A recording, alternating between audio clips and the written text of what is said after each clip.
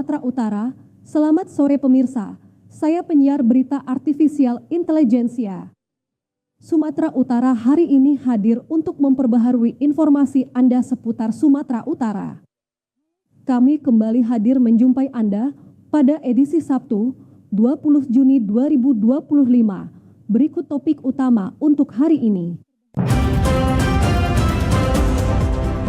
Polda Sud tangkap PMI ilegal membawa narkoba senilai 7,5 miliar rupiah.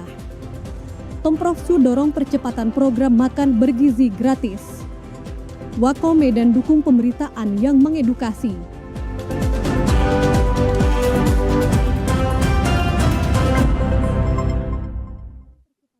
Tim gabungan Polda Sumatera Utara menangkap seorang pekerja migran Indonesia ilegal dan 2 kurir yang membawa narkoba jenis sabu-sabu seberat 7,5 kg.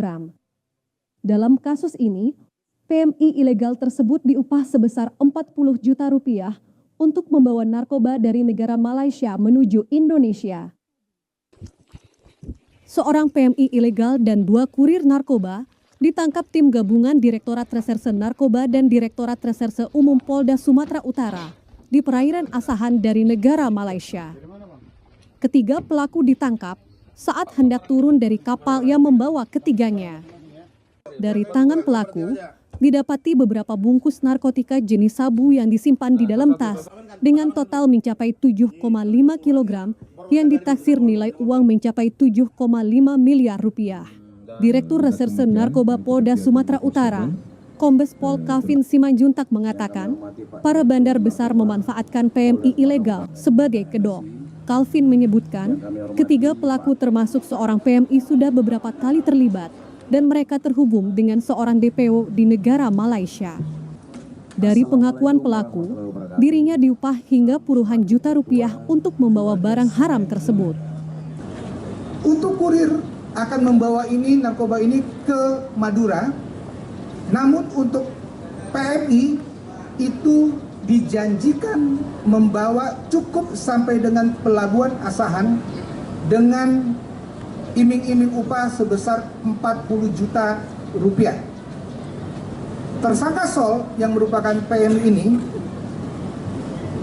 baru 1 kali membawa dan melakukan pertemuan dengan 2 tersangka kurir lainnya dan 1 DPO yang masih kita kejar yang posisinya ada di Malaysia.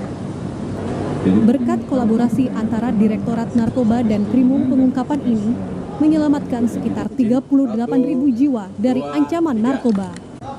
Masyarakat juga dihimbau untuk waspada terhadap tawaran kerja ke luar negeri yang tidak jelas dan segera melaporkan jika mengetahui aktivitas perekrutan pekerja ilegal termasuk untuk membawa narkoba. Dari Kota Medan, kontributor TSRI Sumatera Utara, Reski Herdana melaporkan. Polda Sumatera Utara melalui Kabid Humas Kombes Pol Ferry Walintukan mengatakan, saat ini polisi masih melakukan penyelidikan terkait penembakan seorang pria oleh orang tidak dikenal. Penyelidikan awal oleh polisi, korban ditembak menggunakan senapan angin. Sebelumnya, korban bernama Kasum Alatas langsung dilarikan ke Rumah Sakit Sabta Medika di Kecamatan Air Putih, Kabupaten Batubara, usai mengalami penembakan pada Rabu malam kemarin. Sebelum terjadi penembakan, korban sedang berada di dalam rumahnya di Desa Sukaramai, kemudian korban keluar ke teras rumah untuk membuang sampah. Tiba-tiba seseorang yang tidak dikenal datang dari samping rumahnya dan langsung menembak korban. Akibatnya, korban mengalami luka tembak di bagian dada dan pelaku langsung melarikan diri. Terkait hal tersebut, Ferry menyebutkan, saat ini polisi masih melakukan pendalaman dengan memeriksa saksi-saksi. Dari penyelidikan awal, korban ditembak menggunakan senapan angin dan korban saat ini masih menjalani perawatan di rumah sakit untuk dilakukan tindakan operasi guna mengangkat proyektil peluru yang masih bersarang di tubuh korban. Saat ini Polres Batubara sedang mendalami kasus tersebut dan yang bersangkutan saat ini keadaannya sudah stabil, tapi ada di rumah sakit. Jenis senjatanya? Ya, ini sebenarnya kalau jenis senjata ya kita harus tunggu dari forensik, tapi informasi yang kami dapat saat ini masih sebatas serapan angin. Dari Kota Medan, kontributor TVRI Sumatera Utara, Reski Herdana melaporkan. Polrestabes Medan kembali meringkus belasan pelaku kejahatan dan menyita puluhan sepeda motor hasil curian maupun yang digunakan dalam proses kejahatan. Hanya dalam kurun waktu 2 minggu terakhir, Satuan Reserse Kriminal Polrestabes Medan berhasil meringkus belasan pelaku kejahatan jalanan yang terdiri dari 3C, yakni pencurian sepeda motor atau curanmor, pencurian dengan kekerasan atau curas, dan pencurian dengan pemberatan atau curat. Polisi berhasil mengungkap secara detail 3 kasus curanmor, 2 kasus curas, dan 1 kasus curat. Para pelaku kejahatan jalanan ini memiliki berbagai macam modus operandi dalam menjalankan aksinya. Namun mayoritas yang terjadi adalah aksi curanmor dengan memanfaatkan kelengahan korbannya dan menggunakan kunci letter T guna membobol kontak sepeda motor. Kapolrestabes Medan Kombes Pol Gideon Arif Setiawan menyebut salah satu kasus yang juga menonjol yakni pencurian dengan kekerasan yang bermoduskan kencan. Kedua pelaku berinisial J, A, H, dan FB merupakan sepasang kekasih. Tersangka curas ada 4, yaitu JA, mana JA? Nah, JA ini bersama dengan Fitri dengan FB. Ya. Dua ini adalah sepasang suami istri nikah siri melakukan pencurian dengan kekerasan ya. Kemudian H alias Bajol, lalu M. Asril alias Acil. Kemudian tersangka pencurian pemberatan ada atas nama HF, lalu curanmor, ini 4 tersangka. Tindakan tegas bagi para pelaku kejahatan ini akan terus digiatkan oleh Polrestabes Medan guna menekan angka kriminalitas yang hingga kini masih tinggi di Kota Medan. Dari Kota Medan, kontributor TVRI Sumatera Utara, Agung Harahap melaporkan. Penahanan terhadap 11 tersangka oleh Kejaksaan yang diduga melakukan pencurian dan kekerasan di perkebunan swasta di Tanjung Marulak, Desa Huta Godang, Kecamatan Sungai Kanan, Kabupaten Labuhan Batu Selatan, dihalangi pihak keluarga serta warga masyarakat kemarin sore. Inilah suasana di Kejaksaan Negeri Labuhan Batu Selatan setelah 11 orang warga Tanjung Marulat ditetapkan sebagai tersangka serta dilakukan penahanan. Isak tangis dari pihak keluarga maupun masyarakat pecah sebab ke-11 tersangka hanya memenuhi panggilan dari Kejaksaan, namun setelah dilakukan pemeriksaan, ke-11 warga ditetapkan sebagai tersangka dalam kasus pencurian dengan kekerasan. Bahkan salah seorang adik dari tersangka histeris, ia tidak terima kakaknya ditetapkan sebagai tersangka. Penahanan yang dilakukan Kejaksaan kepada 11 tersangka tersebut merupakan buntut dari perseteruan warga dengan perusahaan STA terkait perebutan lahan kelapa sawit yang menyebabkan tewasnya seorang dari pihak keamanan. Kasih Intel Kejaksaan Negeri Labuhan Batu Selatan Oloan Sinaga menyampaikan, Kejaksaan Negeri Labuhan Batu Selatan menerima proses tahap 2 dengan menerima 11 tersangka beserta barang bukti. Setelah diterima dan diteliti penuntut umum, kemudian dilakukan penahanan terhadap 11 tersangka untuk proses penuntutan selanjutnya. Kasus ini merupakan pencurian dan kekerasan yang berada di Sungai Kanan.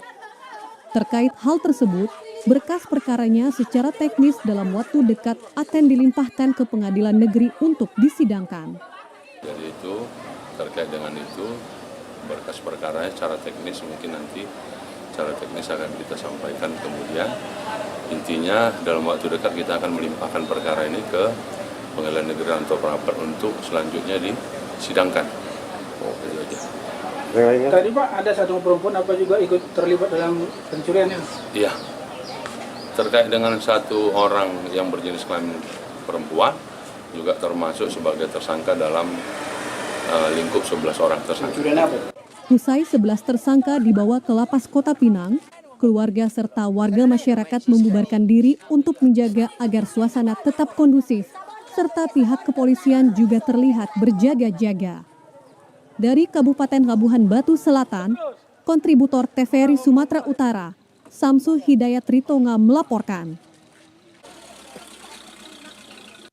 Puluhan warga Toba yang menamakan dirinya keturunan Tuan Ujur Siahaan menggelar aksi unjuk rasa di depan kantor cabang Dinas Pendidikan Wilayah 8 Provinsi Sumatera Utara pada hari Kamis kemarin.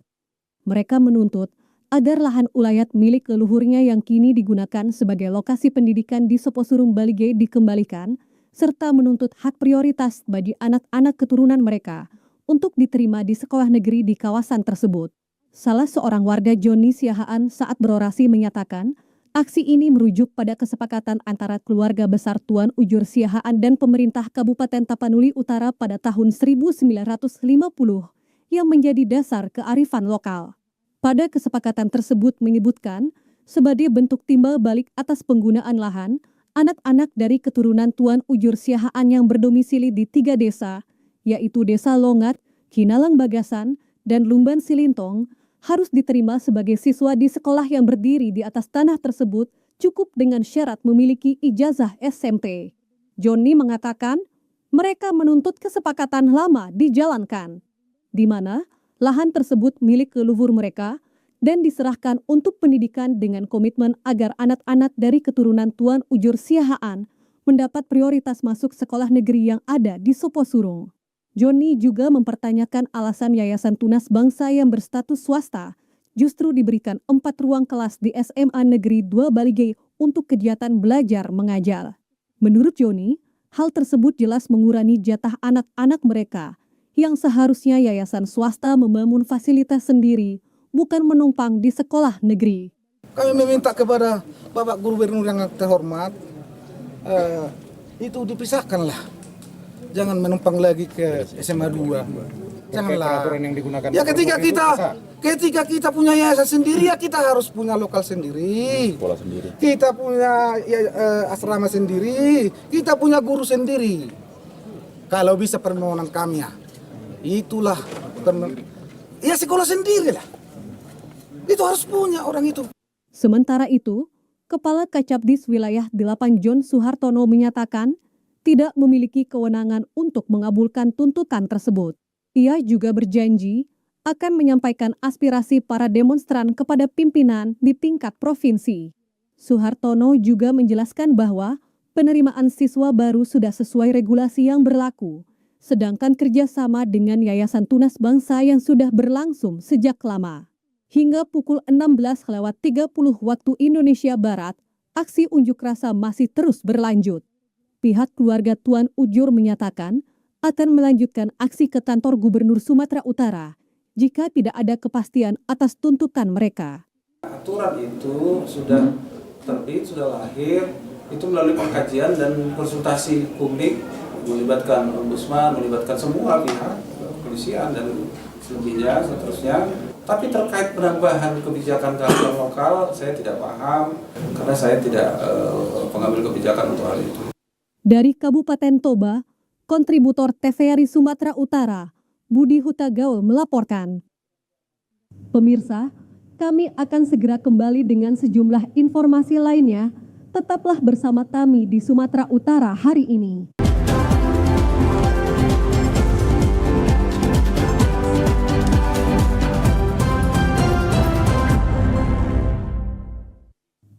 Tiga pemerintah Kabupaten Kota se-Sumatera Utara tanda tangani nota kesepahaman Gubernur Sumatera Utara Bobi Nasution dorong percepatan pengadaan sarana satuan pelayanan pemenuhan gizi program makan bergizi gratis. Gubernur Sumatera Utara Bobi Nasution mendorong seluruh kabupaten kota se-Sumatera Utara mempercepat pengadaan lahan untuk pendirian satuan pelayanan pemenuhan gizi atau SPPG Program Nasional Makan Bergizi Gratis. Hal itu ia sampaikan pada kegiatan penandatanganan nota kesepahaman antara Badan Gizi Nasional dengan 33 pemerintah kabupaten kota se-Sumatera Utara tentang sinergi dan kerjasama dalam kegiatan program makan bergizi gratis di Aula Raja Inal Siregar kantor Gubernur Sumut Jalan Diponegoro, Kota Medan, Kamis siang kemarin. Lahan pengadaan satuan pelayanan pemenuhan gizi dengan luasan kurang lebih 800 meter persegi, Badan Gizi Nasional menargetkan 1.762 satuan pelayanan pemenuhan gizi di Sumatera Utara. pemerintah pusat melalui Badan Gizi Nasional telah mempersiapkan belanja program makan bergizi gratis dengan perkiraan 7 miliar hingga 10 miliar rupiah per tahun. Sehingga total target pelaksanaan program ini di Sumatera Utara 17,6 triliun rupiah. Di mana program ini merupakan program utama Bapak Presiden RI Prabowo Subianto dan Wakil Presiden RI Bapak Gibran Rakabuming Raka. Kepala Badan Gizi Nasional Dadan Hindayana menyampaikan bahwa jumlah estimasi satuan pelayanan pemenuhan gizi di Sumut termasuk besar, sehingga alokasi anggarannya juga cukup signifikan. Sampai sekarang sudah ada 65 yang jalan, ada 455 yang sedang verifikasi, dan tadi dengan berbincang dengan Pak Gubernur dan Pak Bupati Wali Kota, kami optimis 1.700-an SPPG yang harus ada di Sumut bisa tercapai di akhir tahun ini. Gubernur Sumatera Utara Bobi Nasution mengapresiasi komitmen dari pemerintah pusat melalui Badan Gizi Nasional yang mempersiapkan belanja program makan bergizi gratis. Ya, target dari Bapak Presiden tahun ini harus semua ya Pak, harus semua, ya semua itu termasuk wilayah Sumatera Utara harus semua juga. Berarti kalau target tahun ini 1.700 dari Bapak Presiden untuk Sumatera Utara, ya ini PR kami semua yang ada di pemerintah daerah. Dari Kota Medan, kontributor TVRI Sumatera Utara, Dodi Kurniawan melaporkan. Wali Kota Medan Riko Waas mendukung Komisi Penyiaran Indonesia Daerah KPID Sumatera Utara untuk melakukan pengawasan isi siaran dari media televisi dan radio yang ada di Kota Medan sehingga isi siarannya dapat memberikan nilai edukasi. Hal itu diungkapkan Wali Kota Medan ketika melakukan pertemuan dengan KPID Sumatera Utara dan pimpinan media televisi dan radio. Wali Kota Medan juga mengapresiasi keberadaan Komisi Penyiaran Indonesia Daerah KPID yang senantiasa melakukan pengawasan isi siaran dari masing-masing televisi. Wali Kota Medan juga mengharapkan media televisi dan radio agar dapat menjadi corong untuk menyampaikan berbagai program pemerintah Kota Medan dengan tujuan agar Kota Medan menjadi lebih maju dan masyarakatnya lebih sejahtera. Sementara itu, Wali Kota Medan siap membuat berbagai konten yang bernarasi positif dan bernilai edukatif agar masyarakat memperoleh informasi yang bermanfaat. Wali Kota Medan berjanji secepatnya akan membuat aneka konten positif tersebut karena dari berbagai aneka konten yang dibuat dapat mengajak masyarakat untuk ikut mendukung program pemerintah Kota Medan yang lebih baik. Dan juga harapannya adalah kerjasama antara pemerintah Kota Medan bersama KPID juga dan juga stasiun-stasiun berita untuk kita menciptakan konten-konten yang menarik juga, di mana kita bisa ciptakan pemberitaan dari segi pemerintah Kota Medan yang bisa diinformasikan kepada masyarakat. Ini bisa bekerjasama dengan stasiun-stasiun pemberitaan. Yang pentingnya adalah bisa mencerahkan dan memberikan pemberitaan yang baik kepada masyarakat juga. Kapan kira-kira bisa kita lakukan? Oh, secepatnya dong, kalau bisa kita ketemu terus tentang bagaimana kita bisa segerakan program-program kita ke depan, kita lakukan secepatnya. Pertemuan pimpinan media televisi dan radio dengan Wali Kota Medan ini digagas oleh Ketua KPID Sumatera Utara Anggia Ramadan.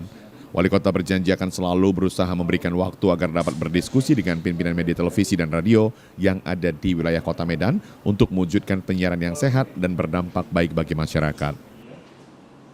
Dinas Pendidikan Kota Medan menggelar lomba drum band untuk tingkat sekolah menengah pertama SMP sewilayah Kota Medan yang dilaksanakan di halaman TVRI Sumatera Utara, Jalan Putri Hijau, Kota Medan.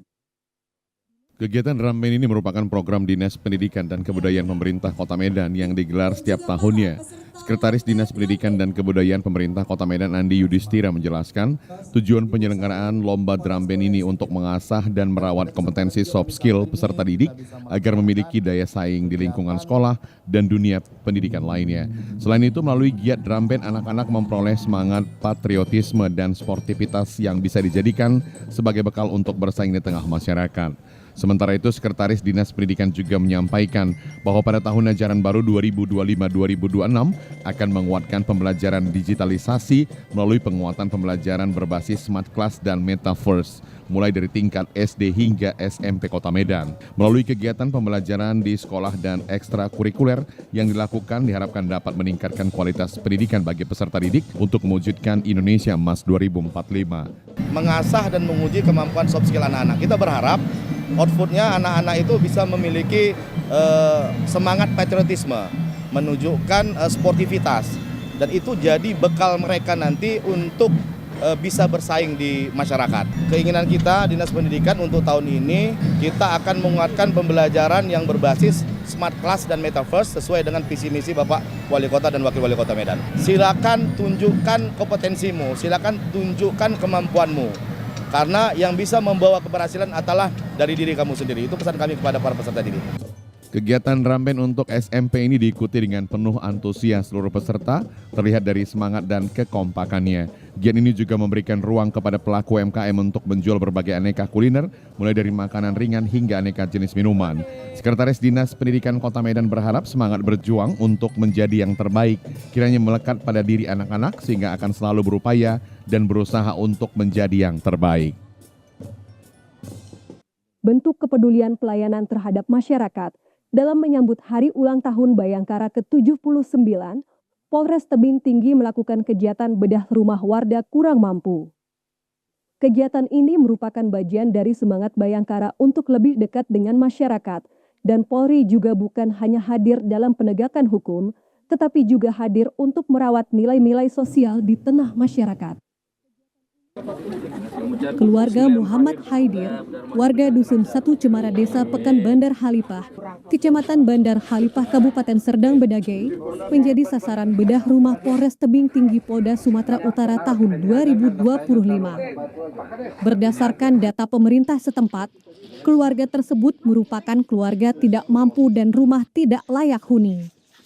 Muhammad Haidir, warga penerima bedah rumah, mengucapkan terima kasih kepada Polri, khususnya Polres Tebing Tinggi, di mana rumahnya sudah lama bocor tidak layak huni lagi dan sudah lama ingin diperbaiki tapi belum ada biaya. Saya Muhammad Haidir beserta keluarga, istri dan anak saya mengucapkan terima kasih atas kegiatan bedah rumah dari Polri, khususnya kepada Bapak Kapolres Tebing Tinggi. Saya ucapkan terima kasih. Selamat ulang tahun Bayangkara ke-79 Polri untuk masyarakat. Sementara Kapolres Tebing Tinggi AKBP Simon Paulus Sinulinga mengatakan bahwa bedah rumah yang dilakukan adalah sebagai bagian tugas pokok Polri melindungi, mengayomi, dan melayani masyarakat. Bedah rumah ini juga partisipasi Polri khususnya Polres Tebing Tinggi dalam rangka menyambut memperingati Hari Ulang Tahun Bayangkara ke-79. Diharapkan sebelum Hari Ulang Tahun Bayangkara yang jatuh pada tanggal 1 Juli 2025, rumah tersebut sudah selesai dan diserahkan kepada warga penerima. AKBP Simon menambahkan, proses bedah rumah bukan hanya membangun rumah saja, namun juga membangun harapan baru. Semoga menjadi awal yang baik bagi penerima bantuan dalam menjalani hidup yang lebih layak. Pembagian sembako bagi masyarakat di Desa Pekan ini semoga bermanfaat, dan ke depan mohon doa dari masyarakat supaya tetap Polri dicintai oleh masyarakat. Dari Kabupaten Serdang Bedagai, kontributor TVRI Sumatera Utara, Frank Bulto melaporkan. Anggota Komisi 7 DPR RI, Brane Raja Manalu mengajak pelaku pariwisata untuk berkomitmen dalam memajukan kepariwisataan Danau Toba melalui peningkatan pelayanan dan kualitas produk yang ditawarkan kepada wisatawan. Para pelaku pariwisata menyambut baik ajakan anggota Komisi 7 DPR RI, Brane Raja Manalu, untuk memajukan pariwisata di kawasan Danau Toba. Berbagai masukan diberikan kepada pelaku pariwisata agar setiap wisatawan memiliki keinginan untuk kembali berkunjung. Hal utama yang harus diperhatikan adalah keramah tamahan kepada seluruh wisatawan, baik lokal maupun mancanegara. Brane Raja Manalu menjelaskan setiap orang yang datang ke Danau Toba akan takjub dengan keindahannya, namun akan lebih memikat jika keindahan alam dan pesona pariwisatanya ditambah dengan pelayanan yang baik. Jika wisatawan dapat memiliki kenangan yang indah selama berwisata di Danau Toba, dengan sendirinya akan mempromosikan pariwisata Danau Toba lewat media sosialnya. Tidak hanya memposting hal-hal yang baik dan indah di Danau Toba, namun kerinduannya untuk datang kembali akan lebih besar. Brane Raja Manalu sebagai wakil rakyat yang duduk di Senayan sekaligus membidangi pariwisata, mengharapkan pelaku pariwisata dapat berinovasi melalui cara-cara pelaku pariwisata di daerah lainnya untuk dapat diterapkan dalam memberikan servis kepada wisatawan. Tadi kita bersepakat membuat satu hashtag untuk menjadi bagian dari campaign dan sekaligus untuk mengecek apakah mereka serius atau tidak. Kita buat nih hashtagnya adalah Parapat Menantimu. Nah, nanti kita cek jika banyak yang menggunakan itu berarti campaign ini berhasil. Nah, artinya juga agar tone-nya positif. Parapat menantimu ini berarti orang-orang juga merasa bahwa dia dinanti, dan mudah-mudahan nanti kita cek pada saatnya, oh ternyata banyak yang menggunakannya dan banyak juga yang tertarik datang karena hashtag ini. Nah, itu salah satunya. Saya selalu katakan begini, bahasa universal di mana-mana, terutama pelaku industri pariwisata itu adalah senyum. Jadi ramahlah, senyumlah, maka mereka akan nyaman dan kemudian lahirkan juga rasa aman. Untuk memastikan komitmen memajukan Danau Toba tetap dilakukan secara bersama, Bani Raja mengaku akan selalu mengingatkan pelaku pariwisata agar tetap mengutamakan kenyamanan dan kepuasan wisatawan. Pemirsa, kami akan segera kembali dengan sejumlah informasi lainnya. Tetaplah bersama kami di Sumatera Utara hari ini.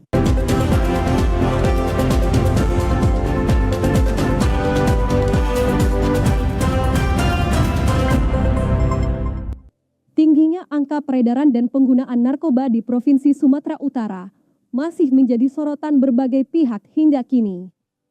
Gubernur Sumatera Utara Bobi Nasution berharap olahraga yang terdiri dari banyak cabang dapat membantu dalam menekan angka peredaran dan penggunaan narkoba di Sumut. Melalui berbagai cabang olahraga yang dinaungi oleh Komite Olahraga Nasional Indonesia, diharapkan mampu menjadi salah satu motor penggerak untuk menekan angka peredaran dan penggunaan narkoba, terutama di wilayah Provinsi Sumatera Utara. Hal ini diungkapkannya usai menyaksikan pengurus KONI Sumut dilantik beberapa waktu lalu. Gubernur Sumatera Utara Bobi Nasution menyebut, dengan tingginya perhatian terhadap dunia olahraga, diharapkan mampu menjadi salah satu alternatif yang digandrungi masyarakat agar peredaran dan penggunaan narkoba dapat ditekan. Selain dalam koridor profesional, berbagai cabang olahraga yang berada dalam naungan KONI Sumut juga diminta untuk dipromosikan di kalangan masyarakat luas agar dunia olahraga dapat menjadi kegiatan positif yang baru dan menjadi kebiasaan baik di tengah lingkungan masyarakat. Atau organisasi yang membackup penjualan narkoba atau orang yang sudah jelas-jelas jualan narkoba. Nah, itu organisasinya organisasi narkoba juga itu, secara nggak langsung. Oleh karena itu, KONI jangan kalah sama organisasi-organisasi dan kelompok-kelompok seperti itu. KONI yang saya tahu dari jajarannya ada dari tingkat pusat, provinsi, kabupaten, kota, punya cabur-cabur yang sangat banyak. Oleh karena itu harus bisa bukan hanya menyaingi, tapi mengalahkan. Hingga kini, berbagai strategi kerap dilakukan oleh pemerintah Provinsi Sumatera Utara, bekerja sama dengan aparatur penegak hukum untuk meminimalisir peredaran dan menekan angka penggunaan narkoba di Sumut. Dari Kota Medan, kontributor TVRI Sumatera Utara, Agung Harahap melaporkan.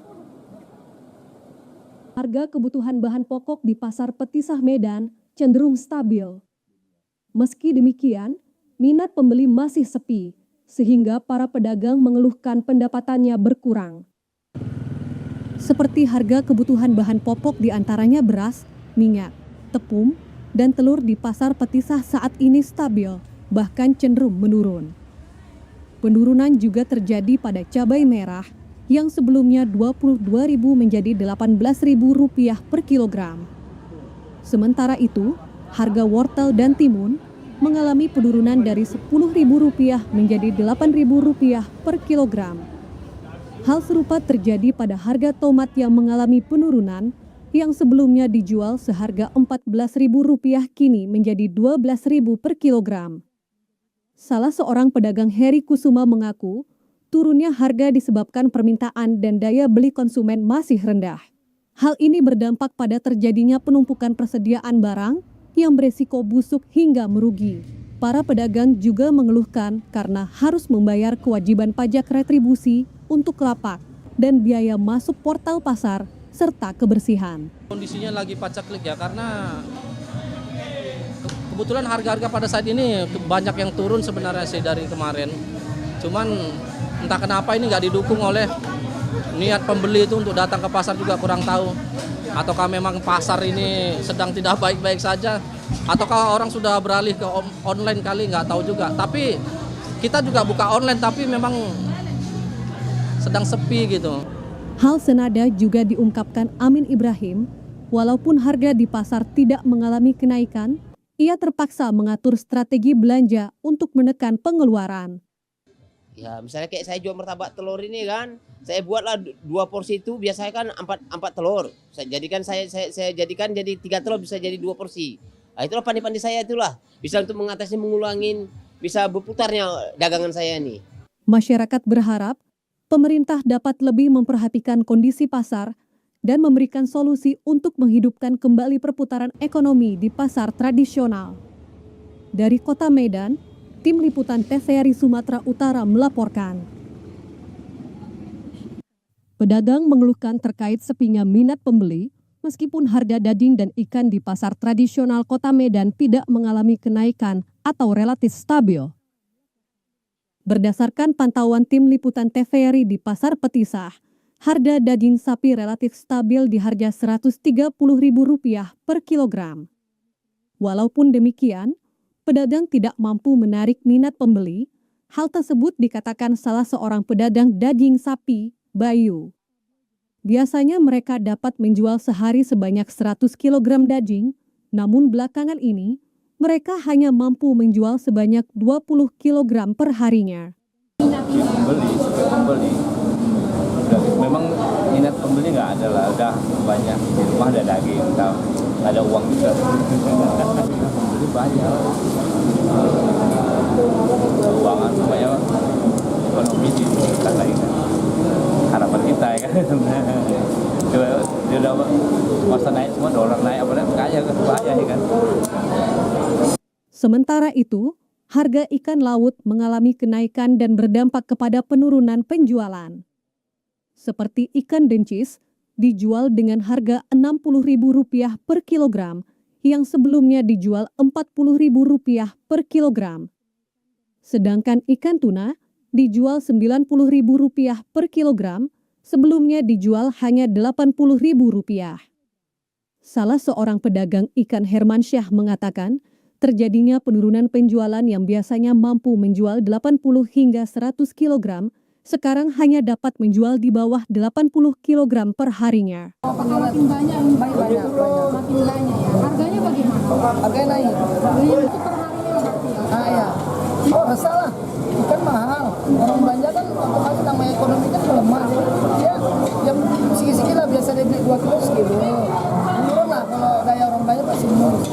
Karena satu kan ikan terlalu mahal. Nggak seperti biasanya. Sedangkan bungun aja besar aja mau sekarang 50 eceran. Biasa 25.000. Ikan dijus bungun, dijus besar. Kalau bisa harapan kita ya stabil dan normal.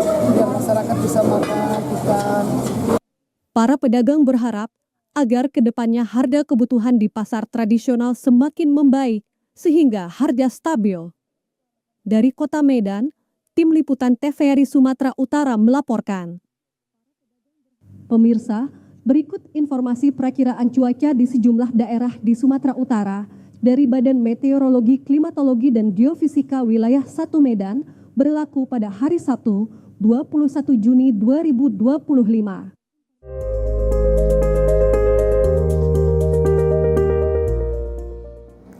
Halo Sobat BMKG, saya Nancy Nindi Tambunan, Perakirawan BMKG Wilayah 1 Medan akan memberikan informasi perakiraan cuaca dan hotspot berlaku hari Sabtu 21 Juni 2025 di wilayah Sumatera Utara. Pagi hari diperkirakan berawan di seluruh wilayah Sumatera Utara, siang hingga sore hari diperkirakan berawan di seluruh wilayah Sumatera Utara. Untuk malam hari diperkirakan berawan dan terdapat potensi hujan ringan hingga sedang di wilayah Deli Serdang, Kota Binjai, dan Langkat. Dini hari diperkirakan berawan di seluruh wilayah Sumatera Utara. Suhu udara diperkirakan 14-35 derajat Celcius, kelembaban udara 59-98%. Angin diperkirakan dari arah selatan hingga barat daya dengan kecepatan 4-11 km per jam.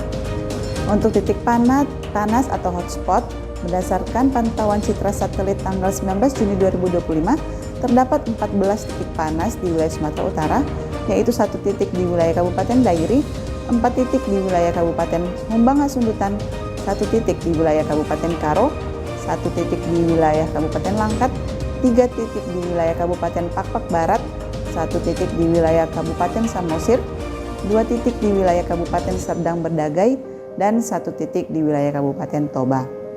Kami menghimbau kepada masyarakat untuk waspada potensi hujan dengan intensitas ringan hingga sedang yang dapat disertai petir di wilayah lereng timur dan pantai timur Sumatera Utara yang dapat mengakibatkan bencana hidrometeorologis seperti banjir dan longsor. Demikianlah informasi yang dapat saya sampaikan. Semoga bermanfaat dan terima kasih.